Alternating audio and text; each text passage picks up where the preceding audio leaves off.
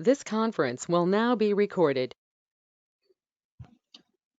So what is a cough means? A cough is a protective reflex mechanism. It is not always pathological. Normally physiological cough, whatever it is there, it is a protective reflex mechanism to remove two things. One is any foreign material if somehow, like suppose if any food particles have entered into the larynx instead of the pharynx.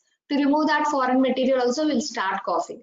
And the second thing is to remove the respiratory secretions. Okay, any excess respiratory secretions have been in it. So to remove that also you can, this cough is a protective reflex mechanism which helps to remove that excess respiratory secretions and the foreign materials by accidentally it has entered. Okay, so this is an involuntary reflex. It is not a voluntary reflex. It will come automatically. Okay, and it is a major defense mechanism to protect the lungs from the excess respiratory secretions and these foreign particles. Okay, so this cough you have to remember that it is actually a protective mechanism, so you should not stop it unless it is a pathological.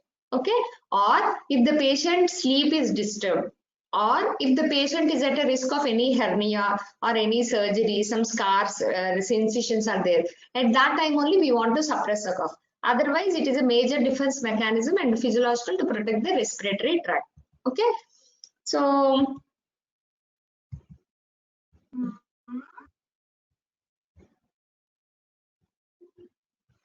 mechanism of the cough. Okay, mechanism how it is coughing means there are two mechanisms. I think you remember your physiology. If you remember your physiology, there are baroreceptors, stretch receptors, all those things in the smooth muscles, mechanoreceptors, chemoreceptors in the throat, respiratory tracts and the lungs. Okay, so what happens is both central and peripheral nervous systems are involved here. So if any of these centers are, what happens actually is the mechanoreceptors and the chemoreceptors which are present in the throat and the respiratory tract, they will get stimulated if there is any foreign particle or if there is any respiratory secretions. It will send the sensations to the brain. Okay, and then it will, the cough center will be stimulated and the cough will come out.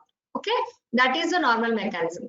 And in the lungs also, if the stretch receptors are stimulated, then also the cough center will be stimulated. Okay, so what are the things which will stimulate these receptors means any changes in the bronchial smooth muscle and bronchial mucosa, all those things will stimulate this cough. Okay, this is how it will be. See, any mucus secretions, this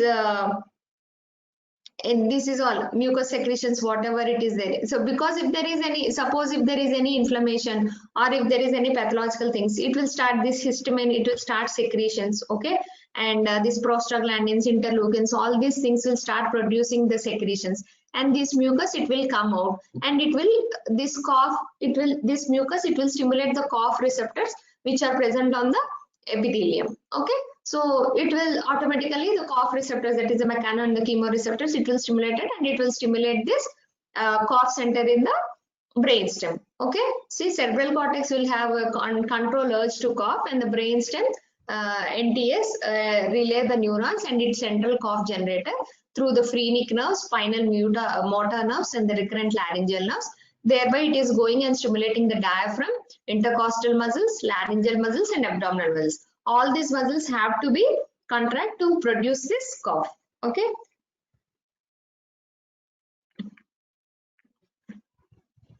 so in this cough reflex, that this all I have told you. Okay, and types of cough you have to know. There are two types. One is productive cough and the other one is non-productive or the dry cough.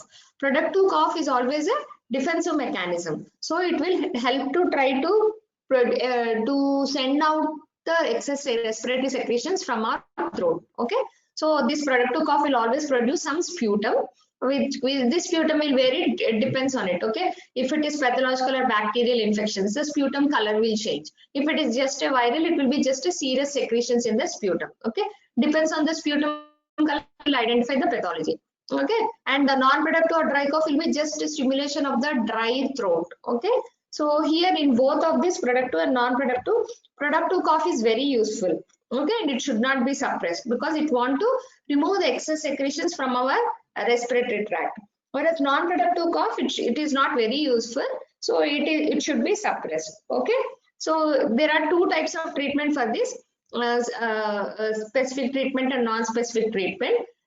That specific treatment will always depends on the causes of the cough, like upper or lower respiratory tract infections, allergic rhinitis, smoking, bronchitis, TB, asthma, GERD, pneumonia, congestive heart failure, bronchiectasis, and the drugs which produce cough are the AC inhibitors. So depends on this, you will give the specific treatment. That is, most of the time antibiotics for the upper and lower respiratory tract infections. Allergic rhinitis also will give the specific drug which I'll telling in later. Smoking, you have to stop the smoking. Bronchitis also, pulmonary tuberculosis, both of them you need to start the antibiotic. Asthma, you have to give a bronchodilator. GERD, which I have told you all, okay. PPIs are the best drugs of choice for the gastroesophageal reflux diseases. Pneumonia, also you have to give an antibiotic. Congestive heart failure, there you have read right, you have to take all the inotropic drugs to stop it, so the cough will be suppressed. Bronchiectasis also same thing, antibiotic. And uses of the drugs, you have to stop those drugs which are producing this cough. So these are the drugs which are producing the cough: AC inhibitors, amiodarone, iodine, and iodides, and the beta blocker. Beta blockers are rarely, they do not generally produce a cough, they rarely produce a cough, okay. And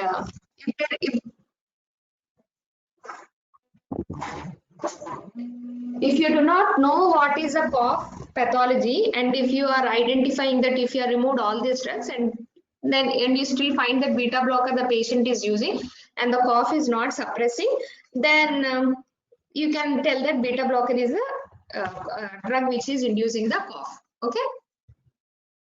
So now coming to the non-specific treatment, okay, you have to give a symptomatic treatment. One is antitussive, that is a most important cough suppressant, and the next one are the expectorants, which will increase the volume of the mucus secretions, and it will expectorant. The name itself is telling they are sending out all the mucus secretions, okay. Mucolytic. Mucolytic means it is reduces the viscosity of the mucus, okay. Mucus lytic, it is lysing the mucus contents, whatever the polysaccharides are there, whatever the fibers are there in that, these mucolytic products will break those fibers, and you will see that it is viscosity of the mucus is decreased. So if the viscosity is decreased, the thickness of the mucus will be decreased, so it can easily come out of the tract, the throat and the respiratory tract, okay. Mucokinetic, it will increase the mobility of the cough, okay, means the mucus with more speed it will come out of the respiratory tract. So here the class antitussives, the central acting and the naturally centrally acting drugs and the peripherally acting drugs. In the centrally acting drugs, if you remember the opioids chapter we told you, it also has an action on the cough, okay. Among all the opioids, the codeine is one drug, codeine and folcodeine, these are one drugs which will have more action on the cough center and less drug abuse and less euphoric, less analgesic action, okay. So among all this, so codeine and folcodeine are used as antitussives, whereas non-opioids, noscapine, dextromethorphan are the drugs which will it is not like opioid receptors, mu receptors are kappa, but because of the non-opioid receptors they are acting and they are directly suppressing the cough center, okay. Whereas peripherally acting, you have this pharyngeal dimulse and syrup lozenges and the steam inhalation, okay. Expectorants, whatever I have told you, directly acting and indirectly acting are there. Guaifenesin, sodium citrate, indirectly acting, ipecac root and ammonium salt. Mucolytic, bromhexine, ambroxol, acetylcysteine, methylcysteine. Others, antihistamines, bronchodilators, and the local anesthetics. Okay, the classifications vary from different textbooks actually, but ultimate part is expectorants, mucolytics, antitussives. Okay, so read whatever there in your Tripathi, read that classification. Let's coming to the main important part, that is antitussives. Okay, here antitussives, they ideally cough should not be suppressed, but if a non-productive cough is there and which is disturbing the sleep of the patient, and if it is if the person is at risk of hernia or he has been underwent surgery, then at that time we have to use this. So treatment for that, okay. Mechanism of action is, as I have mentioned, it will directly act on the cough center and it raises the threshold of the cough center. It is not suppressing the cough center here. In the medulla, the cough center threshold is raised. So even that normal stimulus cannot stimulate this cough. Okay. So the threshold of the cough center is raised. Okay. And in the respiratory tract also, the cough impulses, whatever it is generated, those impulses are also decreased here. So that is how these antitussives are used. Okay. And these are useful for the dry cough. First important drug, as I have mentioned, is codeine. Semi-synthetic opioid analgesic. It is less potent than morphine, but more selective for the cough center. And at low dose around 10 milligram BD only, the codeine is decreased. Codeine can decrease the cough. And this antitussive action, just like any other opioids, it is blocked by the opioid antagonist naloxone. And it is having less addicting property and less analgesic property. Okay, the side effects will be the same like any other opioids, that is constipation, drowsiness, respiratory depression, and as usual it is contraindicated in the bronchial asthma. You remember, right? Opioids will cause bronchoconstriction, so that is why you cannot give it in the bronchial asthma patients. Next, coming to another drug, that is Falcodine. In this Falcodine, antitussive efficacy is similar to the codeine, but it is having not less, it is having no analgesic activity and no addicting property, also longer acting drug. Okay. And the next non-opioid alkaloids are noscapine. Okay. And here this is used for especially spasmodic cough. Okay. Especially like whooping cough or those cough, especially for those things it is used noscapine. Because of it is non-opioid property, it is having no addiction, no analgesic, no constipation property. Okay. And nausea, headache, tremor, bronchoconstriction, these are the side effects of the noscapine. Next important drug is dextromethorphan. Okay, it is actually an NMDA receptor antagonist. NMDA, N-methyl D-aspartate receptor antagonist. Okay, it is having two isomers. One is D isomer and the other one is a L isomer. Among these, D isomer is only having the antitussive action. Okay, L isomer is having an analgesic action. So we are not bothered about it. So dextromethorphan, that is why dextromethorphan, D isomer of the methorphan for the antitussive action. The same like as it is not an opioid, less addiction, constipation, minimal drowsiness, no analgesic and no effect on the mucociliary action. It is also always used along with an antihistamine and bronchodilator because histamine will produce more secretions, and as long as the secretions are there, again the cough will be generated. Okay, so you have to give an antihistamine and bronchodilator to produce for more air to enter into this respiratory tract. Okay, nausea, vomiting, but hallucinations and ataxia are seen with a very high dose. Okay, normally we don't go for such high dose. Next one, one more drug is there, that is clofenidenol. Actually, I forgot to keep it here. This is also the same like dextromethorphan, centrally acting, slow onset, longer duration of action. Where vertigo and irritability are two side effects are there.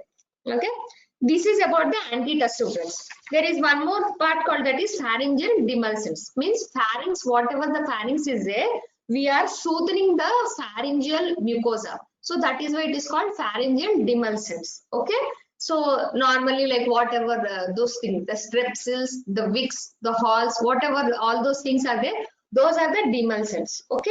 So what they do is whenever we take it and what we do, we normally keep it in the mouth and for a long time, right? So what happens whenever there is something in the mouth, the saliva will start producing. Okay.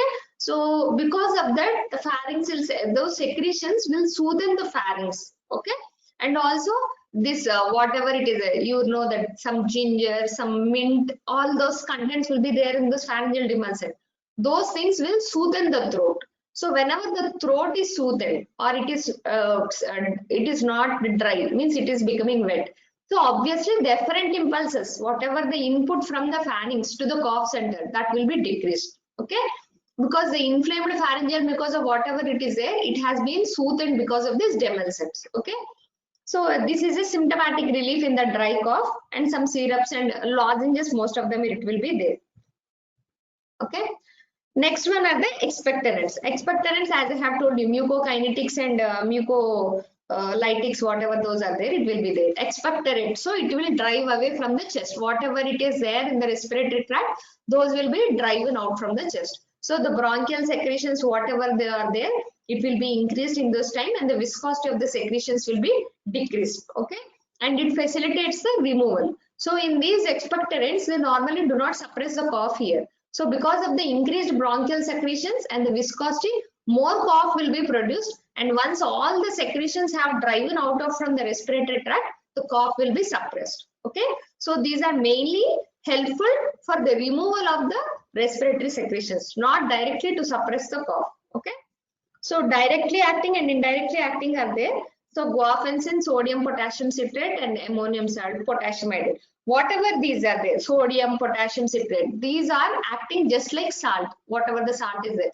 So your parents or your grandparents might have told you, whenever you have cough, what they will suggest you, keep one spoon of salt in a warm water and gargle in the throat. What it will do, salt wherever it is there, the sodium ion, wherever it will there, it will take out of all the inflammatory mediators. Okay, so it will remove all the secretions. Okay, and potassium iodide, but disadvantage with this potassium iodide is if you are using it for a longer time, again the patient may land up in the iodism. Okay, whereas this guaifenesin, whatever it is there, guaifenesin, Vasaka, balsam, whatever that is available in the market, these are actually plant products. Okay, so what they do is the tracheobronchial gland secretions, whatever it is there, those will be stimulated. Okay, and what among all these things, only guaifenesin is marketed, so that is why I have mentioned only guaifenesin. Okay, and the other drugs are banned by the US FDA.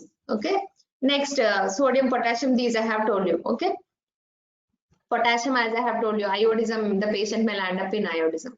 Next, coming to the mucolytics. Okay, so acetylcysteine, this is the main drug, acetylcysteine, then the bromohexine, then the ambroxol. Okay, most commonly used is acetylcysteine. It is having a specific use, whereas the bromohexine and the ambroxol, these are used in the cough syrups. Okay, so it cannot be given orally or it cannot be given IV. So this acetylcysteine has to be induced directly into the respiratory tract. So how you can give? Only through the nasal inhalation. Okay, so that is why we'll keep this directly through the nebulization.